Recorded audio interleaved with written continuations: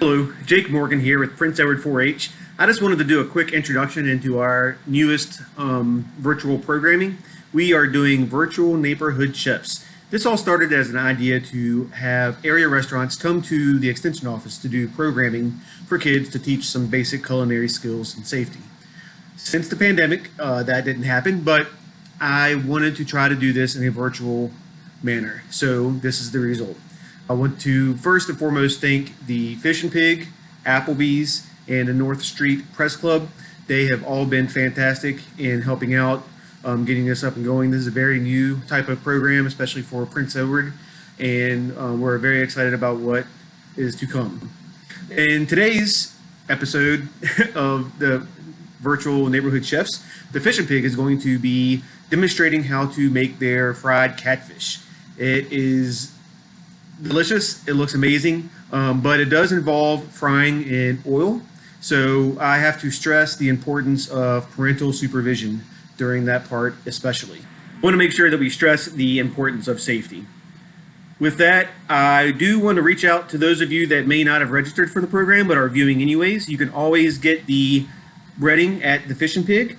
It's quality stuff, and you can reach out to me for the recipe sheet. I want to encourage everyone to follow along, and please reach out to me if you do and ask any questions, and maybe consider signing up for future programming. Reach out to me at jake78@vt.edu to be included on my mailing list to make sure that you are included on future mailings that tell you about our future programming. With that said, I am looking forward to this virtual programming. I hope it grows into a program we can do in person very soon, and I want you to enjoy it. Please reach out to me during this video. I should be available through chat, through the ways mentioned in our correspondence, and I hope you enjoy. I would suggest watching through the video once, seeing what it's all about, and then preparing the dish together. Make sure mom or dad is helping you, or a parent or guardian, and enjoy. Talk soon, stay safe.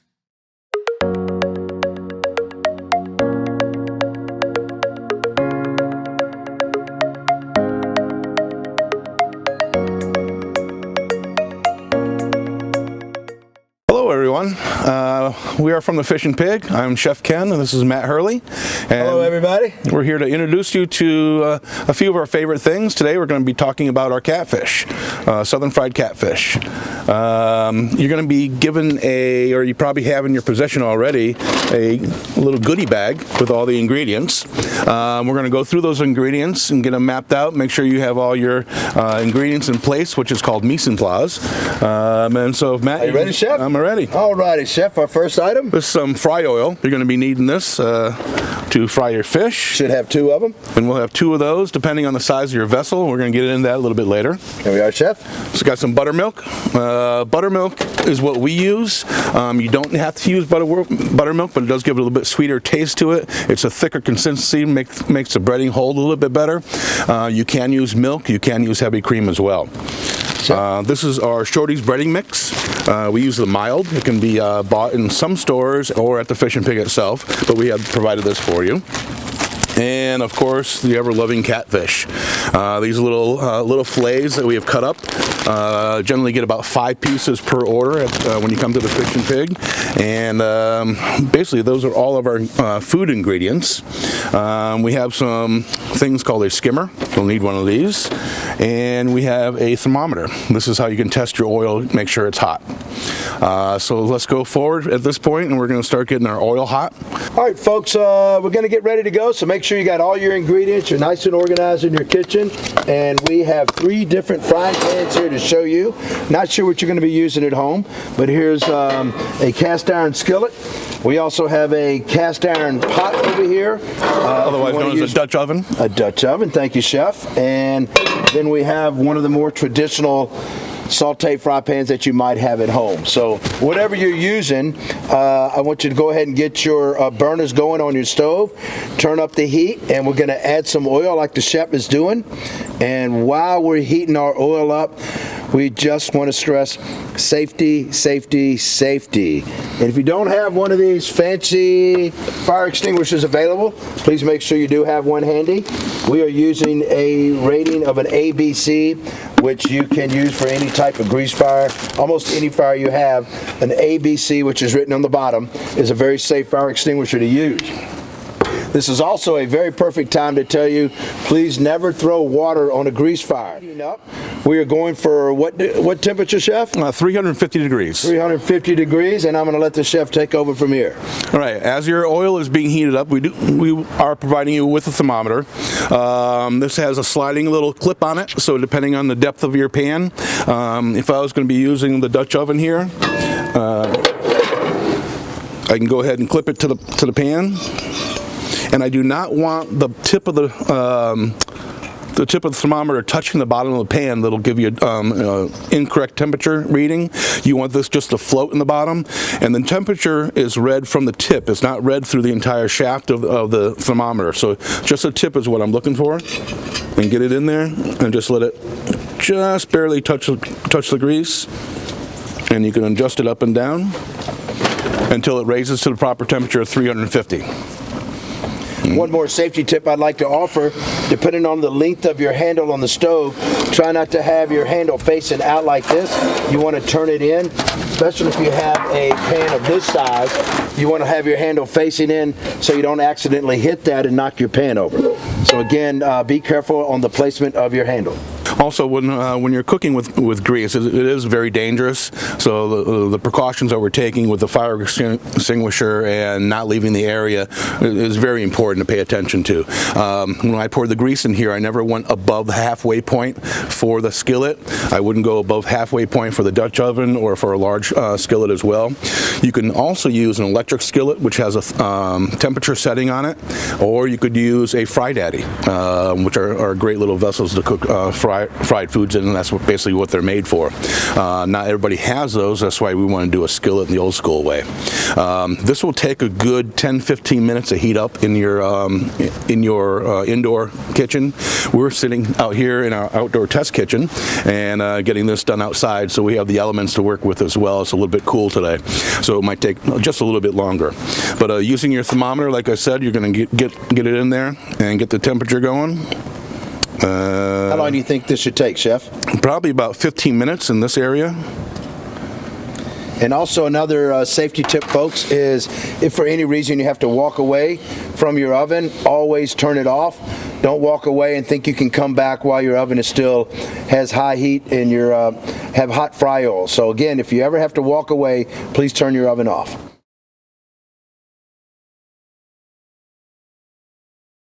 I got three different pans here set up. It's best to get all your workstation set up so it's easy to use. I'm going to pour my buttermilk into one of them. I'm going to be taking my breading mixture. Shorty's famous breading, folks, is what we're using. May not need all of it. And the catfish. And then our final catfish. So what I'm going to do, you're going to have 5 pieces of catfish that they're going to be using. Go ahead and we'll place our 5 pieces into our buttermilk. We're going to make sure those are completely coated. Top, bottom, left, right, inside, outside, all that kind of good stuff. And before you start, folks, as Dr. Fauci would say, please wash your hands.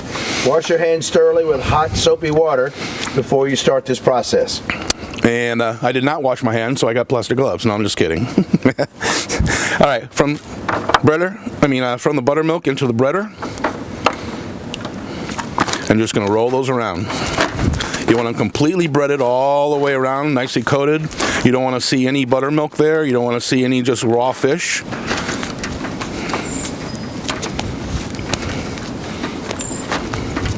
All right. From the breader into a pan, I'm just shaking off some excess. And from there, we're going to go to the fryer. And now's a good time to check the temperature of your oil, right, Chef? that's correct. All right, now we're about ready to pop our fish into the fryer. We are set at the 350 degrees, and that's what you want it. I have my thermometer in here right now, and I'd like to keep it in there mainly because once you drop your fish into the hot grease, your temperature is going to drop. Using a cast iron skillet, you're going to keep your heat in that vessel a little bit longer than you would in an aluminum pan. An aluminum pan, you might want to keep your heat on at full blast to bring it back up to temperature and to keep it at right around the 350 mark. It doesn't have to be exact, but as close to 350 as possible. As soon as we drop the catfish, we're going to set our timer. Real nice timer here, folks. All right, it's this is an heirloom that we've had for many years, but we're going to set that at 2 minutes and 45 seconds, or just under 3 minutes. So once everything's breaded, we can pop everything in. 3 minutes.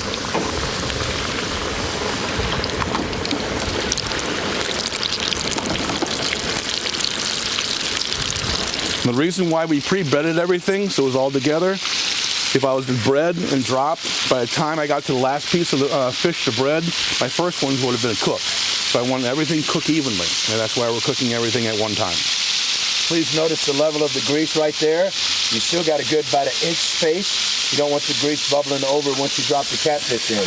But if you can see the oil frying up the fish right now, we have a perfect amount of oil in there for frying catfish.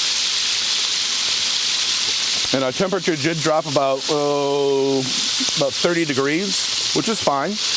But I kept the heat on this. We are outside, so the element's a little bit colder than you would be normally on indoors. And again, we're waiting on the timer now.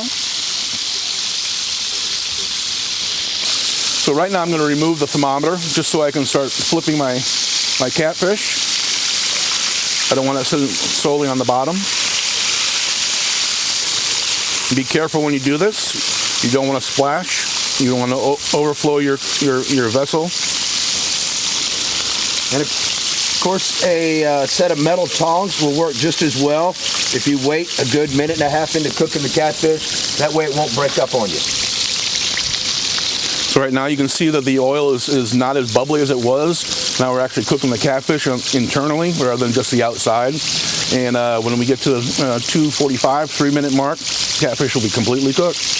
We're going to take that and drop it onto this paper line tray to get rid of some of the excess grease. And from there, we'll go to the plate up. We're almost at time for pulling out our catfish. Probably got about another 30 seconds or so. I just want to make sure you keep the catfish moving a little bit, just so they don't get stuck together. Because of the breading, they will adhere to each other. Once our timer comes off, which is going to be going here in 3, 2, 1. No. Almost there, Chef. 15 seconds. Here we go. Almost ready. Looks very tasty, Chef. We try. Alrighty. Almost there. We'll check our timer, Chef. Yep. And there it goes, That's Chef. Time.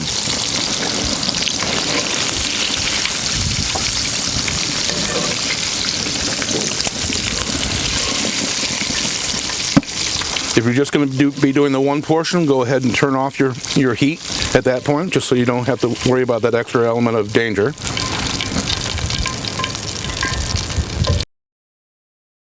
All right. Now that we're done with the cooking of our catfish, turn off the burner. I just want to slide this to the back. Be very careful again because your oil is still extremely hot, and just let it sit. If you want to let it sit till overnight and let it cool down till the morning, that's fine. You can put a little cover on it so nothing falls into it. Once it's completely cooled down, find a vessel to put it into. An old school coffee can, if you can find those nowadays. Find a safe apparatus to pour this into. If it gels, that's great. You can put it into a Ziploc bag. You can pop it in the freezer or pop it in your trash can and be rid of it forever and be done with that. And that's it. All right, folks, and here's your finished product, our fried catfish, our homemade slaw, and the remoulade. So if you come up to the Fish and Pig and order a catfish basket, this is what you should receive. So we hope you enjoyed our video. I want to thank you, Chef. Thank you.